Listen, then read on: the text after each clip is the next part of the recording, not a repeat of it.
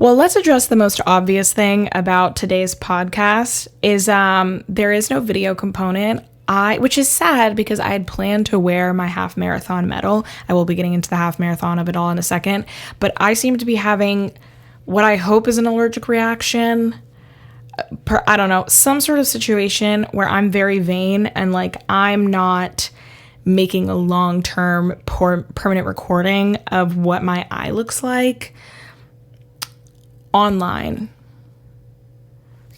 That's just the realest thing that I can say. It's just not happening today. Like oh God, I keep itching my eye. I don't know what's happening. Every couple of months, I do have some sort of like flare up because I am deeply allergic to cats, but mostly it just irritates my asthma. But sometimes my eyes do swell. And that's what's happening now. Anyway, into the half marathon of it all, guys, I ran my first half marathon this weekend. I did the Philly half marathon as part of the Philadelphia marathon weekend. I loved it. The energy was great. The crowd was great. I finished in 2 hours and 20 minutes, which I'm incredibly proud of. I only had one goal when it came to time, and that was I did not want to walk at all.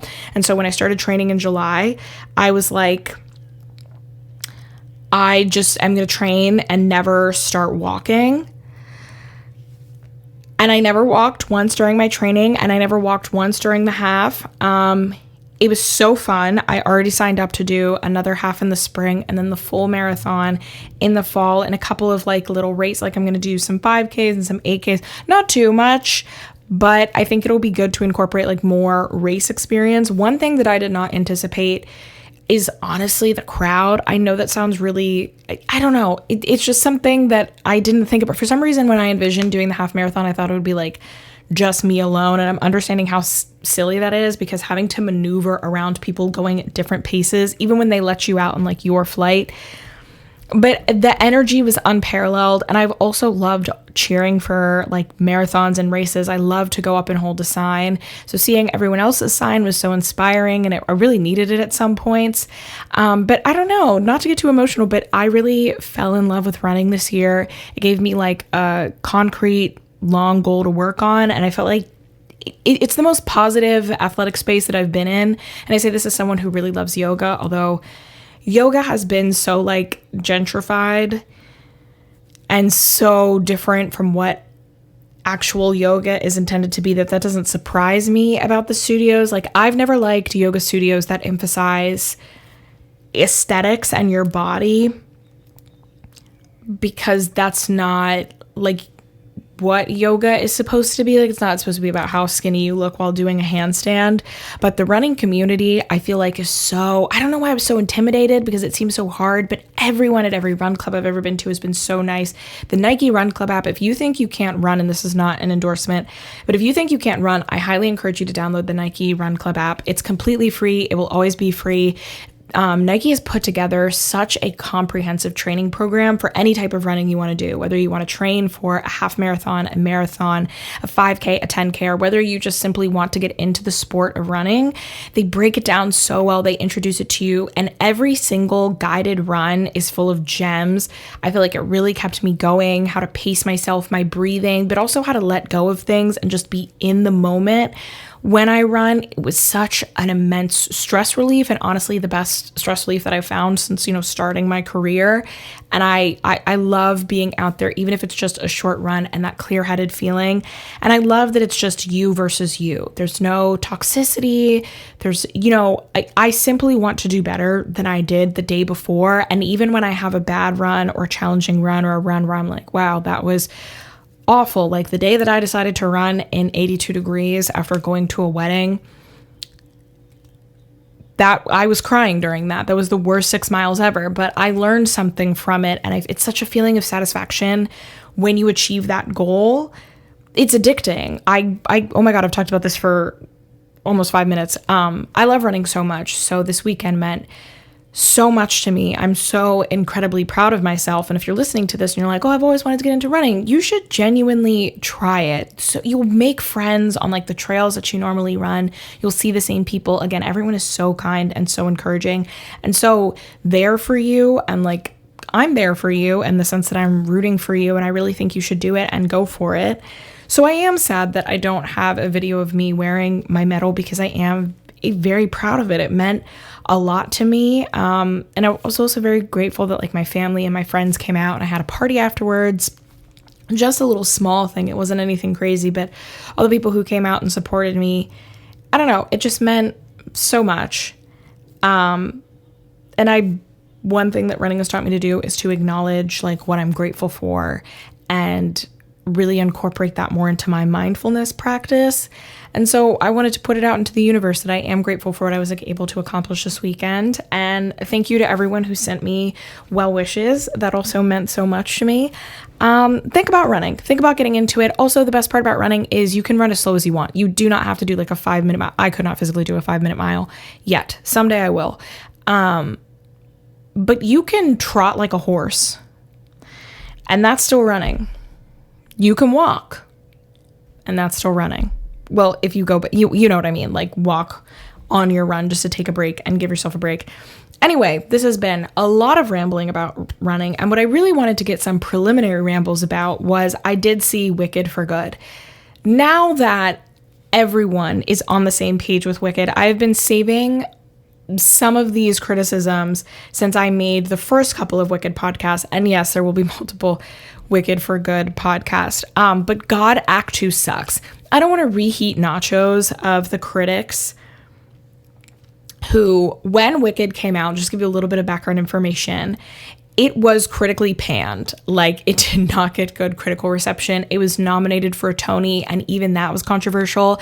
It ended up losing to Avenue Q for good reason, because Avenue Q is just a much better thought out musical, and because the plot of Wicked, and if I encourage you to go back to those episodes, especially part 1 where I do the whole Wicked summary, all of the conflicts that get built up in Act 1, but specifically, you know, Elphaba's like moral quandary with the animals and being an animal rights activist, that all gets put to the side in Act 2 of the stage musical. It's very rushed. It seeks to encompass like years worth of events into 30 minutes, and it does so rather sloppily. It begins with a time jump after Defying Gravity ends the first number, or ends the first act, and then picks up kind of not acknowledging that we've moved quite a bit forward in time. You know, Glinda, Elphaba, Fiyero, they're no longer students, they're adults in the real world who are serving their purpose.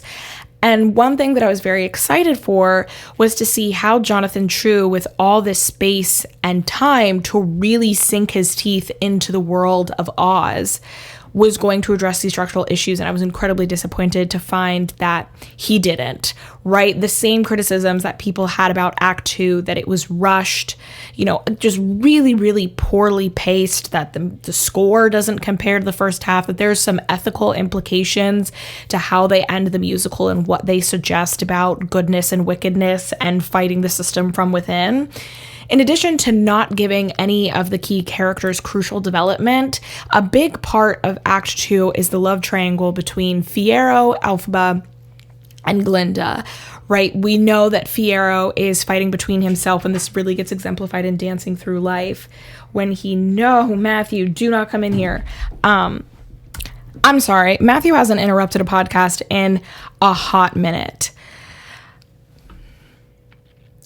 But what was I saying? Oh yeah, in Dancing Through Life, we see the conflict that Fiyero has between wanting to be a person who pretends to be life is fraughtless when you're thoughtless, those who don't try never get noticed, and trying to escape his princely duties and the pressure being put on him, you know, as royalty, as a person who clearly has deep empathy for others and a consciousness to get through what is increasingly becoming a fascist Oz. And we also see when he rescues the lion cub that he's very deeply invested in animal rights. This is partially like you see that because he has a speaking horse that he clearly has a good relationship with. The movie doesn't go into it as much, and honestly neither does the stage musical, but if you watch it a couple of times, you'll really pick up on that element that like there's a deep bond between Fiyero and his horse, and he clearly has,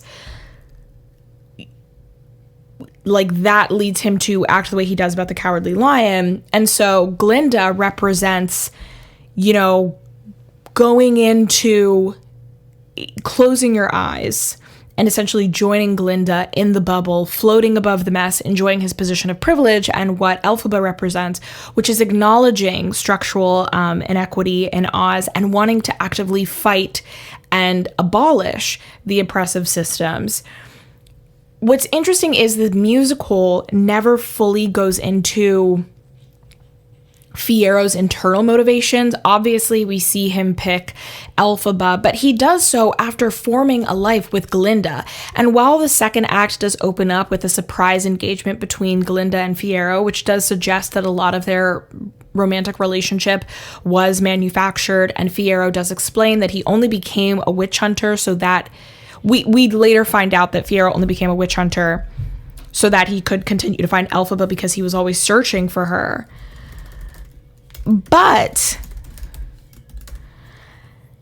I think it would have been more interesting instead of including, there's no place like home, which kind of felt like a missed nod to The Wiz, which if you're not familiar with The Wiz is the all black adaptation of The Wizard of Oz. There's a very famous movie starring Diana Ross as Dorothy, which I'm the millionth person to say this, but she was way too old to play Dorothy, although it is a fantastic musical, and Michael Jackson as the Scarecrow.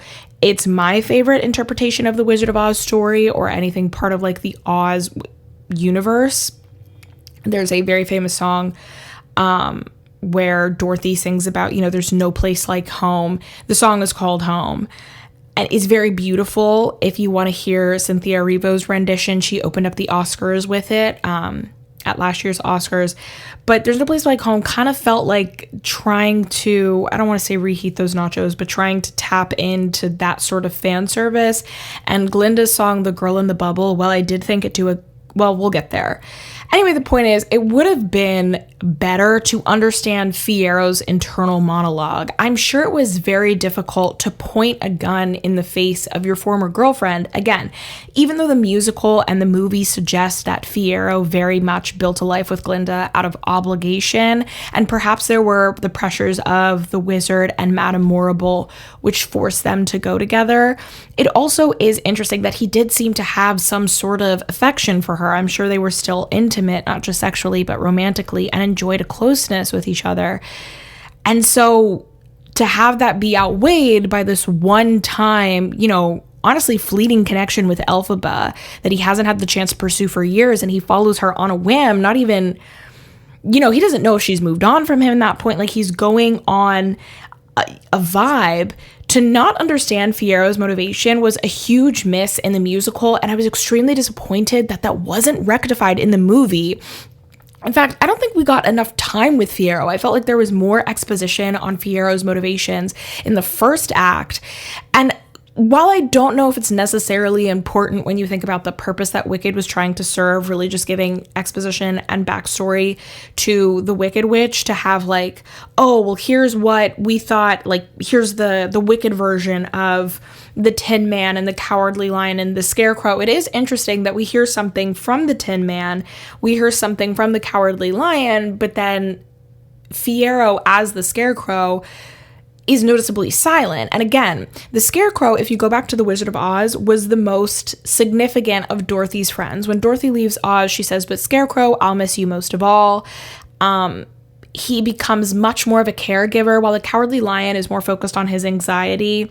And the Tin Man, obviously because he doesn't have a heart, is not able to give that emotional depth. It's the Scarecrow who's the first person to greet Dorothy in Oz, who guides her through Oz, who physically protects her. So it would have been incredible to see Fiero in that dynamic with Dorothy, especially because by picking Elphaba, Fiero is embracing that part of himself that is thinking, caring, and kind, and is deeply invested in protecting her, right? So what were his motivations in accompanying Dorothy essentially on her mission to kill his lover?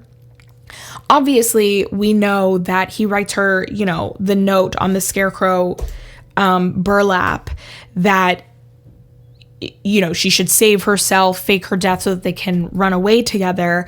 But I also believe that because of Fiyoro's changed nature, because I knew you, I have been changed for good, that he would have been a caring mentor towards Dorothy. And I think that would have been incredible to explore in the movie. And I'm actually angry that we didn't get that. Another thing that deeply annoyed me, and you already know what I'm going to say, when I first started talking about Wicked, I said it was actually a terrible shame that Michelle Yeoh continued to sing, because she can't sing. Madame Morrible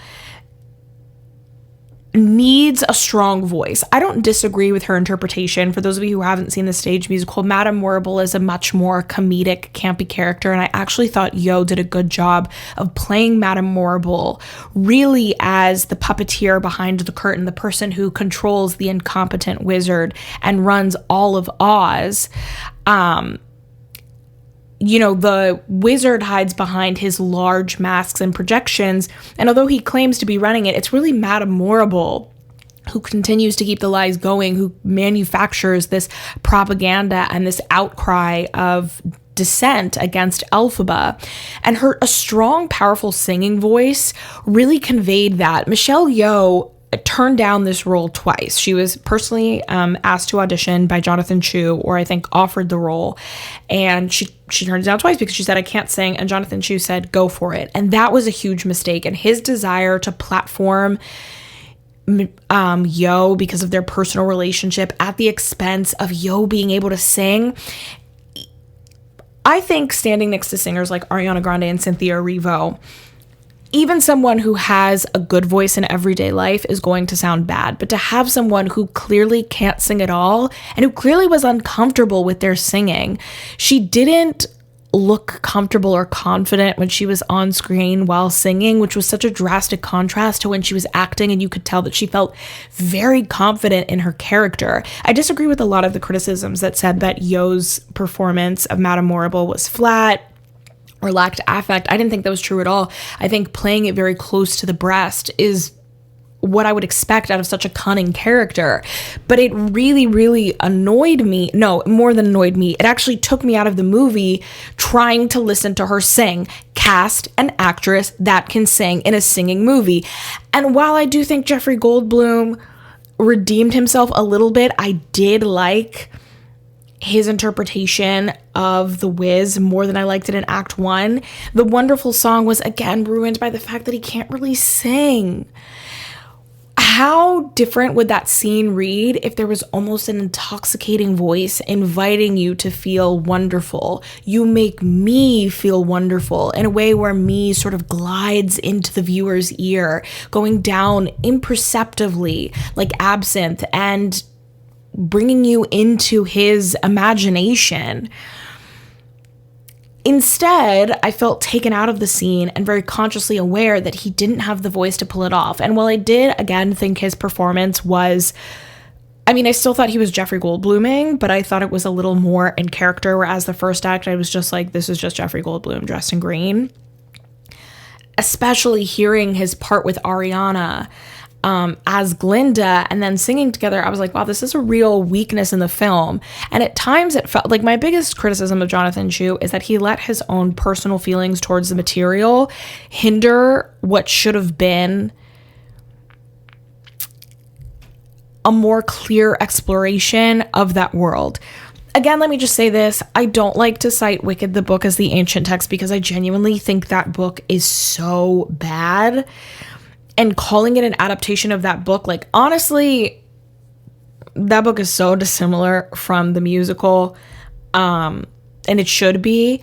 I think the movie was held back by remaining PG-13. Like, Act 2, another criticism of Wicked is that Act 1 doesn't properly prepare the audience for the tone shift in Act 2. While Act 1 has a lot of levity and Glinda is much more of a comedic character, she really is enabling a fascist government in a way that's not cutesy or funny, but incredibly disturbing. And instead of there's no good transition from the tone shift in Act 1 to Act 2. Again, the movie did not properly address that. Although I think maybe 19 minutes into this, I do have to acknowledge that, like, you can't stray too far from the musical. And because Act 2 is that'll be the recommended reading, is honestly just some reviews like in real time from the early 2000s of Wicked, so that you can understand what I'm talking about when I say that there are some deep structural issues that probably couldn't be rectified. But again, some of them could have been made better. One positive change, since I've just been ripping on the movie, is I really liked that they addressed what happens in the animals.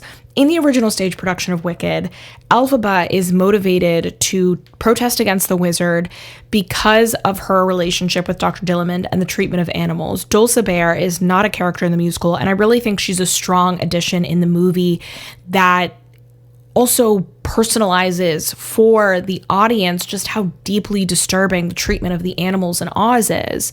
And I loved having, Dulcibert not being No, let's talk about it now.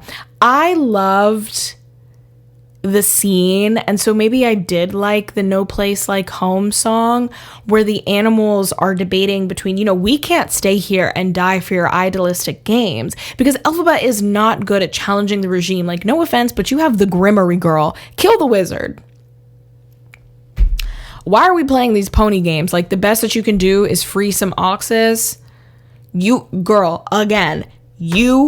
have the Grimmery. I know you can't read it, but what she could do without knowing the Grimmery alone, like, baby girl, baby squirrel, you could have done so much more than you were doing. You could have made this like you could have made shit shake. Okay? I understand, again, they wanted to keep it PG, they wanted to keep it kid friendly, but the whole writing in the clouds, like, our wizard lies, why don't you show them concrete evidence? Like, you have magic. Find a way to communicate with the people. It didn't feel like she was really approaching that well. And again, I know I just said I don't want to bring up the book as ancient text, but the book does sort of make it clear that Elphaba is not exactly the best at being a revolutionary. She doesn't have a concrete plan.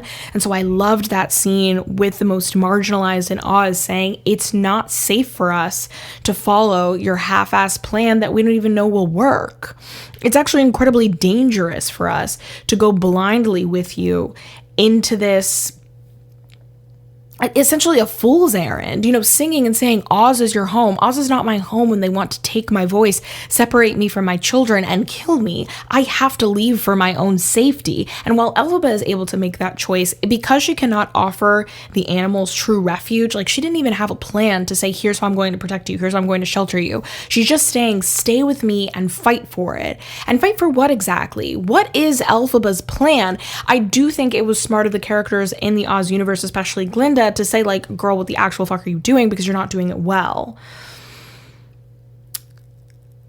And in the musical, all of those motivations get thrown to the side, and they don't really address the fact that Dr. Dillamond can't speak. Like, he doesn't get his voice back in the musical. The animals don't start talking again. They don't get integrated into Oz. And while I do think that's more realistic, I did kind of like the idea that the animals were going to be brought back into the world and embraced. It at least addressed the fate of the animals in the way that the musical was never able to.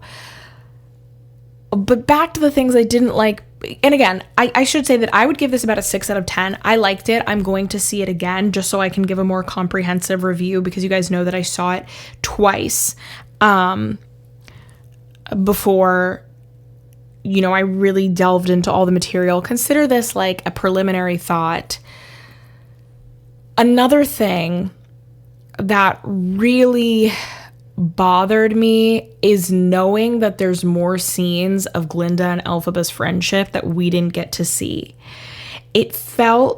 I have never bought into the idea that Wicked is a story between two friends, and we'll definitely need to expand on this more. I think the creators of Wicked did so from a position of privilege, where they were able to empathize more with the person who's the tool of an oppressive authoritarian government, as if that equates to, someone who, again, voluntarily consents to being a tool of a fascist authoritarian government for their own gain, and equating that to the same thing as being the target of said government. And I think that is really a bias of the immense privilege that the creators of the musical had to think that, like, oh, it's the same boat. And I don't think that Glinda, even in Act 1, who mercilessly bullied Elphaba for being different, but then suddenly feels bad because Elphaba humanized her in a way that Glinda or Galinda was never able to, and finally becomes her friend and helps her fit in more. I didn't think that was real friendship. I do not think that you can love someone and be someone's friend and sign up to work for the very regime that wants to kill them. Because Glinda had the option to walk away, right? Like, Fiyero points that out to her, that she can't give this up because she loves it. Glinda could have pursued other paths that wouldn't give her popularity or, you know, the bubble or all of the things that she wanted, the beautiful gowns, the public admiration. And even that would have been a morally better choice than being the spokesperson for wanting to kill your supposed best friend, right? Elphaba never would have burned her effigy. And again, she burns that effigy of Elphaba when she thinks that her friend is completely gone, right? I don't know. Another structural issue, and I was having this conversation with my coworker, is I found it interesting that the Ozian, like the citizens of Oz themselves, fellow Ozians, are such an important character, but it's the people who create propaganda who insist that they know how the Ozians are going to react. Like, it was very interesting to me that the wizard who's been putting out the propaganda as aided by Madame Morrible says, it doesn't matter what I tell them, they would never change their beliefs. First of all, who made them that way? You, and you just don't want to take on the task of doing that, because to me, I interpreted that as, I don't want to destroy my own legacy, right? Even Glinda letting the wizard just walk away and not, or really float away in the balloon and not tarnish his legacy, not pointing out that he was a liar to the people of Oz. They said they did that for the benefit because the people wouldn't believe them, but I think that was ego and protection. What Glinda and the wizard have in common is that they both desperately need to be loved and liked. They need to be wonderful. And revealing, like, not being able to intensely control the reactions of the people in the way that they've, you know, been able to do for the entirety of the wizard's tenure, and even during Glinda's short tenure as their, you know, the good witch, is a real threat to what they represent. And so they don't want to challenge themselves by doing the work like Elphaba wants to do of trying to change their mind. It's much easier to say, well, their minds are unchangeable, than actually doing the work to dismantle yourself in the process to do it. But going back to what I said, I've never believed that those two girls were friends. I've never believed that they were people who kicked it with each other. I mean, they did hang out. I never believed that it was an authentic friendship. And sorry to my Gelfie shippers, but I never believed that it was an authentic love story. I think it was something much more sinister and complicated, and I see Glinda as a villain who likes to be removed from her own villainhood. If there was one benefit to the girl in the Bubble song, although I don't like where it was placed after, you know, March of the Witch Hunters, but I do think it needed to happen, at least this explanation that she's acknowledging, you know, she's been the girl in the bubble floating high, and she's intentionally blinded herself through the film of the soap to not see the real issues below because she's been so consumed with her own reflection. I liked that the movie, as opposed to the musical, really invites the audience to challenge this idea that Glinda is not complicit. We know she's complicit, but we're led to believe that she's complicit because she's so blinded by her vanity. Instead of seeing it as she uses her vanity as the copium, which she swallows to sweeten the poison, that she has to cling to this idea that she's vapid and, you know, not. She's a cling to this idea that is all about popularity for her because she would have to address the darker motivations that live within her. And the change that we see in Elphaba is that she's truly willing to acknowledge, you know, I have not been good, but I will do so now. We also see her focus less on herself and her appearance. She comes to the Munchkins in Munchkinland after, you know, Elphaba dies, with much more humility and a changed demeanor. And I really enjoyed the girl in the bubble, and I really enjoyed the supposition in the movie of saying, I really want to go harder and make it clear that Glinda is much more morally gray than she was in the musical, but having her friendship be more on display. Like, we don't see any of the friendship between the two girls in Act 2, with the exception of For Good, and that little bit of Wonderful, although I don't know if you can call that a authentic version of friendship when Glinda's dancing around, singing You Will Be Wonderful. And it's never really addressed, but you think she didn't know about the animals? Like, you think she didn't know, or do you think she didn't care to know? Because both are pretty fucked up.